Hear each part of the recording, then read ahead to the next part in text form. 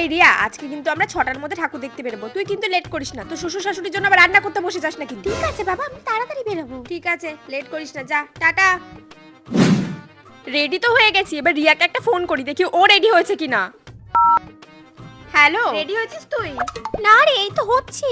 এখনো রেডি হচ্ছিস? এই তো আর কিছুক্ষণ লাগবে রে। আচ্ছা ঠিক আছে, হ তাড়াতাড়ি। না, ওকে বাড়িতে গিয়ে তাড়া না দিলে ও আর রেডি হবে না।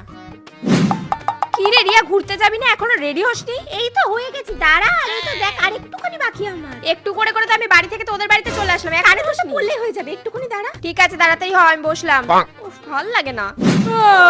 1 ঘন্টা ধরে সাজের বহর দেখেই যাচ্ছি। এই লেট করা বন্ধুগুলো সব আমার ভাগ্যেই পড়ে। বাবা, ফাইনালি 3 ঘন্টা ধরে রেডি হয়ে ঠাকুর দেখতে তো আসতে পেলাম। আজকে আমরা সারা রাত ঠাকুর দেখবো। হ্যাঁ হ্যাঁ দেখবো, কিন্তু আমার না বাবু বকবে, একটু তাড়াতাড়ি বাড়ি যেতে হবে, বিশ্বাস কর। ঠিক আছে, কয়েকটা ঠাকুর দেখে নি, তারপর যাবো। কত ঢং এদের।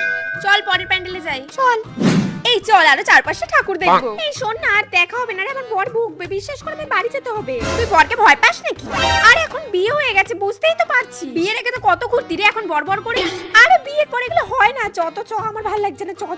এই তুই যা, তুই বাড়ি যা, চল যা। আর আসবি না একদম ঠাকুর দেখতে।